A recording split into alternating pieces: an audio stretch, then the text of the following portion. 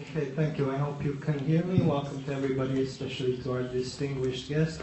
I would like to start from going to a very general question to probably more concrete things. And my general question concerns global social movements. Now, some skeptics argue that no matter how powerful or how forceful these demonstrations and various actions are, there's not really a coherent central ideology behind these movements.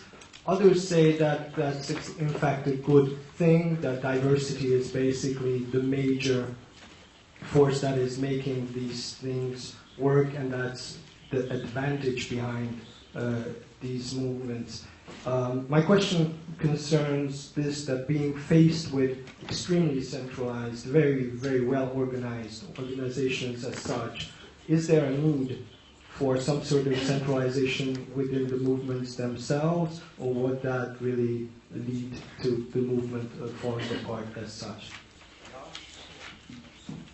Well, the movements that exist are a reflection of social reality. I mean, you can't make a decision to impose a central authority on widely decentralized movements all over the world, which have their own interests and concerns and share some general framework, but are working on particular problems. So landless workers in Brazil and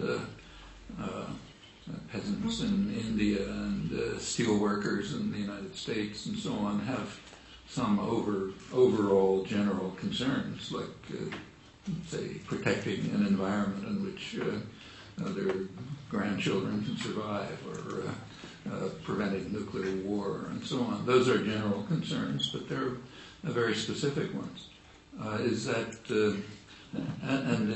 It just would make no sense for someone to come along and say, okay, let's have a fixed central ideology that we all adhere to. Those, to the extent that such centralized ideological or general ideological positions develop, it's a reflection of the level of consciousness and commitment and engagement of the people. Is it a strength or a weakness? My own feeling is it's a strength. The centralized, this is, ever since if you look at the history, ever since the origins of the modern left and the labor movement, 19th century basically, a long-term goal has always been to develop some kind of an international. So every labor union is called an international, even if they don't go beyond their own city. There were, the first, second, third, and fourth internationals. They were all highly centralized and under pretty narrow elite control. The first international was actually destroyed by Marx personally when he couldn't control it any longer. The second one collapsed at the time of the Second World War. The third was just an instrument of Russian state policy, and the fourth is Trotskyist sectarian. What's happening now for the first time ever is the rise of a genuine international.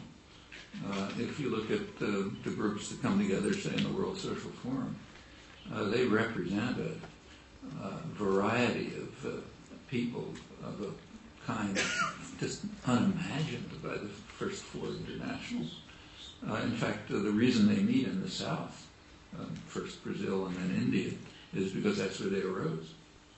They arose in southern, what's called the South, the Third World. And the North, the rich countries, became involved later on. And there's a tremendous diversity of people, walks of life, men and women, anything you can imagine is involved there, and they share plenty of concerns, and they work on very specific issues, and it's developing into what could be the seeds of the first genuine international. But then it is, where such social movements will go, of course, you can't predict.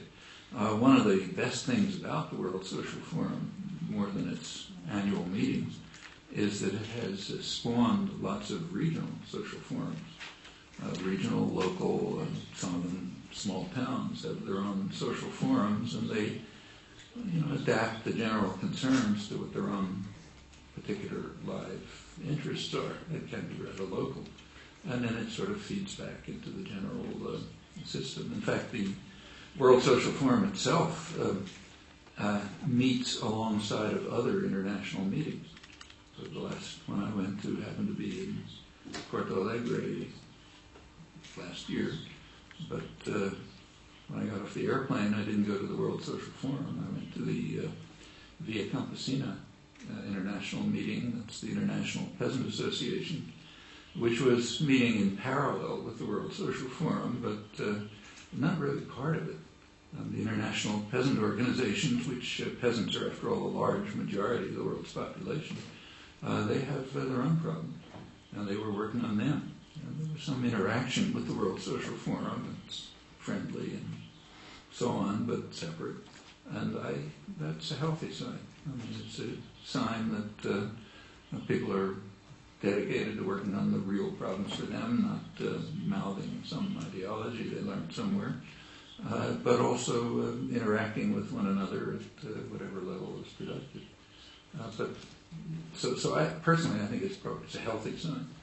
But whether you think it's healthy or unhealthy, you can't decide to change it from outside. I mean, it does reflect the social reality of popular activism and protest, which is very, very widespread, probably more than ever in history, but extremely disorganized. Take, say, the United States. The level of activism in the United States is beyond anything in my lifetime, at least.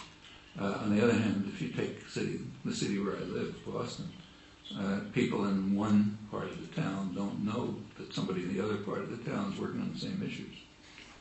In fact, one of the reasons for, I spend a lot of my time just going around giving talks, and one of the main reasons for the talks is just to bring people together who wouldn't know each other otherwise, even if they're nearby and have similar interests and so on. It's a very atomized society. Much of the world is like that. That's, in fact, part of the kind of class war that's going on to keep people separated from one another, but it's real. And it has its strengths and its weaknesses, but you can't wish it out of existence.